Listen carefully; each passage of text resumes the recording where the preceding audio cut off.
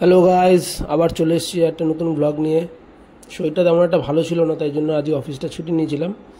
তো গতকালই কাজ থেকে ফেরার পথে গাড়িটা সার্ভিস সেন্টারে আমি দিয়ে এসেছিলাম। তাই সকালবেলা ঘুম থেকে উঠে একটা বন্ধুকে কল করে নিই এবং বেরিয়ে পড়ি গাড়িটা সার্ভিসিং থেকে আনার জন্য। আমি আমার গাড়িটা ভবানীপুরের টিভিএস সার্ভিস সেন্টারে সার্ভিসিংয়ে দিই। বাড়ি থেকে ভবানীপুরটা একটু দূরে হলেও ওখানে গাড়ি সার্ভিসিংয়ের কাজটা খুব ভালো করে। আজকে দুপুরবেলা ওয়েদারটা খুব ভালো ছিল, রোদ ছিল কিন্তু তেমন একটা গরম ছিল না। তার সাথে আকাশটা দেখে একদম বোঝাই গেছিল যে পুজো একদম কাছাকাছি চলেই এসেছে। এবং পুজোর গল্প করতে করতে একটু এগিয়ে আমরা পৌঁছে নেতাজি ভবন মেট্রো স্টেশন ঠিক এখান থেকে বাদিকে টার্ন নিয়ে একটু এগিয়েই আমরা পৌঁছে ভবানীপুর টিভিএস সার্ভিস সেন্টারে।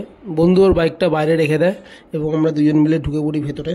আজকে শনিবার ছিল, সেই কারণে ভেতরে ভালোই ভিড় ছিল বাইকের। আমার বুকিংটা যেহেতু আগে থেকে করা ছিল এবং আমি আমার গাড়িটাও গতকালই দিয়ে এসেছিলাম, তাই জন্য আমার গাড়িটা রেডিও ছিল সার্ভিসিং করে। শুধু বাকি ছিল বিল পেমেন্ট করা এবং পলিশিং। তাই জন্য আমি চলে যাই ওখানকার ক্যাশ কাউন্টারে এবং সব কিছু চেক করে নিই এবং তারপরে বিল পেমেন্টটা করে দিই। তারপরে আমার গাড়িটা বের করে নিয়ে আসে তারা পলিশিংয়ের জন্য এবং পলিশিং করে দেয় ভালো করে।